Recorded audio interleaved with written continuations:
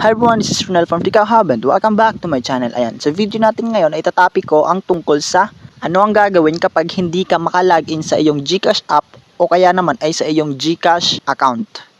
Okay, so yung first step natin, since hindi tayo makalagin, itap po natin tong help center. Ayan. Tapos antayin po natin ang loading. Depende po ito sa speed ng inyong internet connection o kaya naman ay data connection. Okay, nandito na po tayo sa help center. Ang gagawin po natin dito ay itap itong chat with Gigi. Okay, next step natin ay kapag may nakita na po tayo dito na may nag-pop up na I agree, let's go, itap lang po natin yan. Tapos, tatanungin ka po dito kung ano ang iyong full name. So, mas maigi po nang ilagay natin na full name dito ay ang iyong GCash registered full name. Tapos, pag na-type mo na, tap lang po natin etong kulay blue na arrow. Tapos, nandito na po yung option. Etong I want to recover my account, get started with GLoan, I can't log in. So, yung pipiliin po natin dito ay etong I can't log in. Itap lang po natin yan. So, basahin nyo na lang po yung nakalagay dito. I'm sorry to learn that you're having a trouble logging in. Choose the issues you're facing. So, pili po kayo dito kung ano yung na-encounter mo na issue regarding sa hindi ka makalagin sa iyong GCash app or GCash account.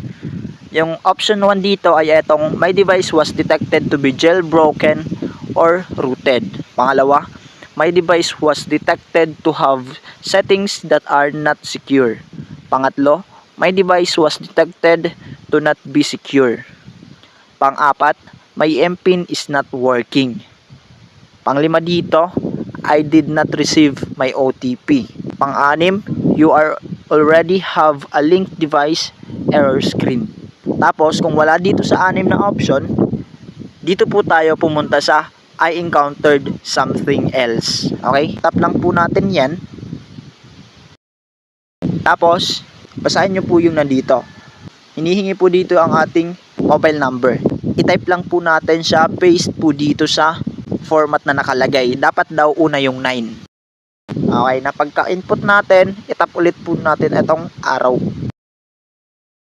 Okay, ito po nangyari. Pag-input po natin ang ating mobile number, naglagay po si Gigi ng here are some ways to get back into your account. Basahin nyo lang po ito. Meron sila dito nilagay na 5 steps. Tapos may note dito, ensure that your GCash app is of the latest version. So, ang punto dito ni Gigi ay kapag old version ng ating GCash app ay i-update po natin sa latest version. Okay?